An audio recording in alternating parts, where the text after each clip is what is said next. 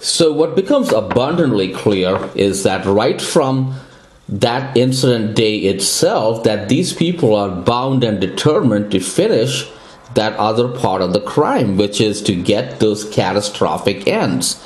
So then, so even at this point, when there's a good chance for them to just make something up and give me good medical care by saying it's something else, and still give me the good medical care to help me recover, that's not the path they have chosen.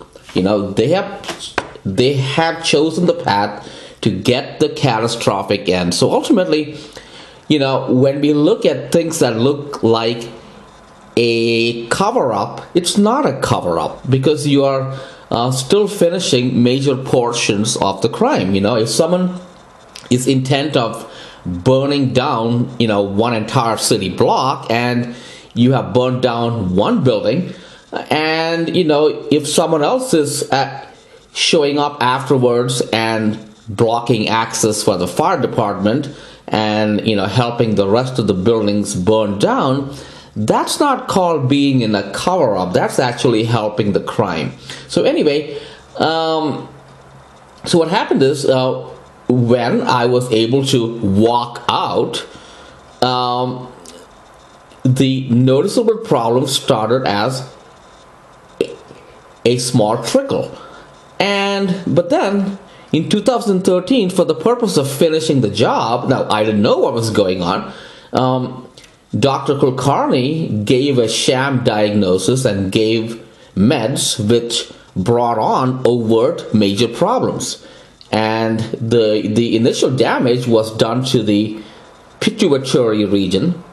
So, we're talking about the hydrocephalus type thing. So it comes to the area of the pituitary gland.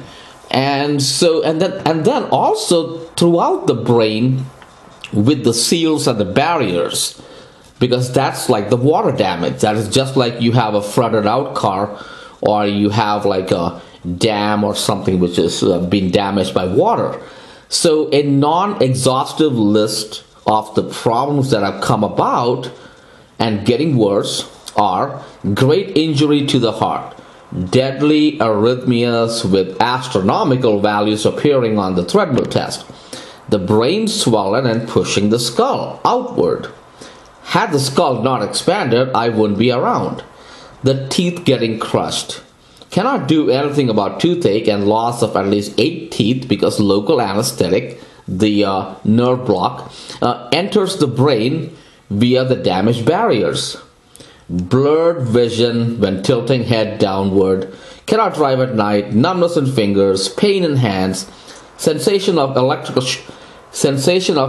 shock going from hand to elbow.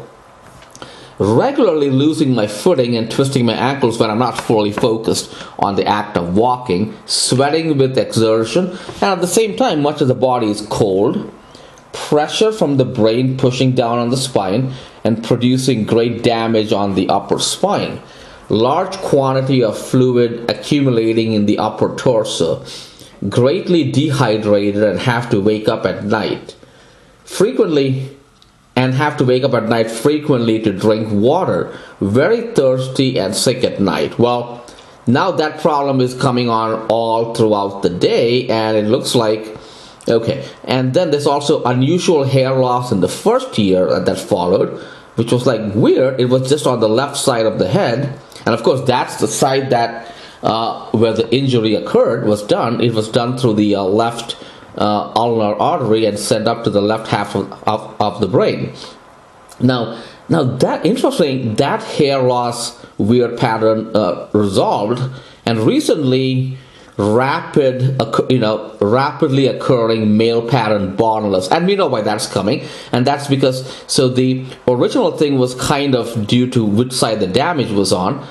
And what's coming now, this rapidly occurring male pattern baldness, that is coming from the hormones, because the pituitary region controls the hormones.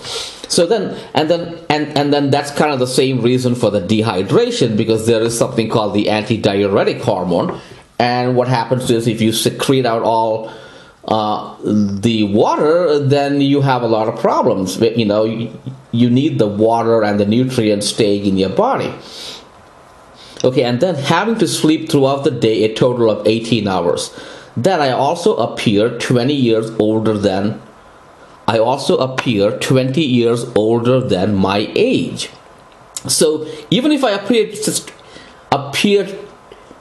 20 years older than my age, that's not even the problem as much as then looking, you know, really, because you still don't have to look sickly looking, but I look sickly looking and short of breath, and a lot of these things, you know, have a disfiguring kind of thing, because, you know, where you have the water accumulating all throughout the body, and, you know, that's disfiguring, because that's kind of, I think what happens is the fluid accumulates all throughout the body, and so it's kind of like, so I drink a lot of water, half the water gets accumulated all throughout the body, and the other half basically goes down the drain. So, you know, that kind of thing.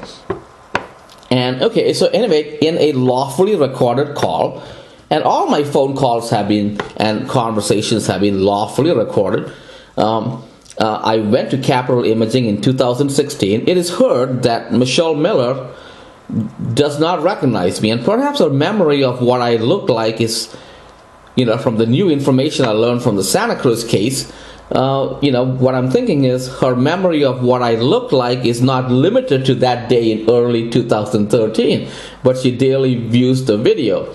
Anyway, it's also heard that I don't recognize her because she's normally that hideous looking. But so really what happened is that after